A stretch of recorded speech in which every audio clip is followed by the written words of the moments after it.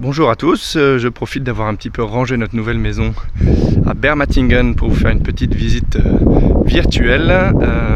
Voilà, donc ceux qui veulent googler l'adresse, c'est Ringstrasse numéro 10. On va couper la vidéo en 3 parties, l'extérieur, ensuite le rez-de-chaussée où on vit, puis le sous-sol.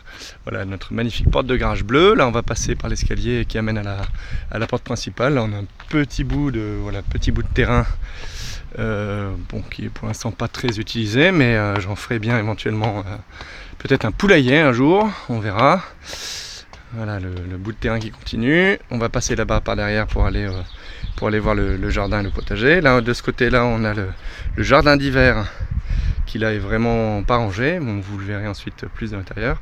Là-bas, on a une vue un petit peu dégagée où quand il n'y a pas trop de soleil ni de brouillard, c'est-à-dire pas très souvent, on a une vue sur les Alpes, voilà, sur les préalpes, on dira, avec un sommet à 2800 mètres.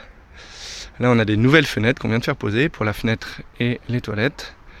Voilà, donc les bords sont encore à refaire. Là, on a notre porte d'entrée principale, mais qu'on utilise assez peu, parce qu'on passe souvent par le garage. Voilà, qu'on a peint d'un magnifique jaune pour égayer un petit peu l'entrée. Toujours cette partie de terrain où pour l'instant il n'y a pas grand chose. Là, on arrive du côté potager avec le composteur. Et puis là, pas mal de petites choses qui ont été plantées par ma mère et des amis quand ils sont venus nous voir en mai. Bon, on a malheureusement cette année pas trop pu l'entretenir, donc on n'a pas eu autant qu'espéré, mais bon, on a encore quelques citrouilles comme vous voyez peut-être là-bas qui poussent. On a eu quelques tomates, des fraises. C'était quand même bien agréable. Là on a des myrtilles, des framboises. J'ai mangé encore une framboise avant-hier. Là on a un nouveau pêcher, un pêcher de vigne qui va être amené à grandir ici et on espère donner quelques fruits dans quelques années. Et là on arrive du côté du jardin, de la partie principale du jardin. Voilà, celle où on vit principalement là l'été, avec un magnifique érable du Japon. Je le montrerai de l'autre côté parce qu'il est quand même très beau.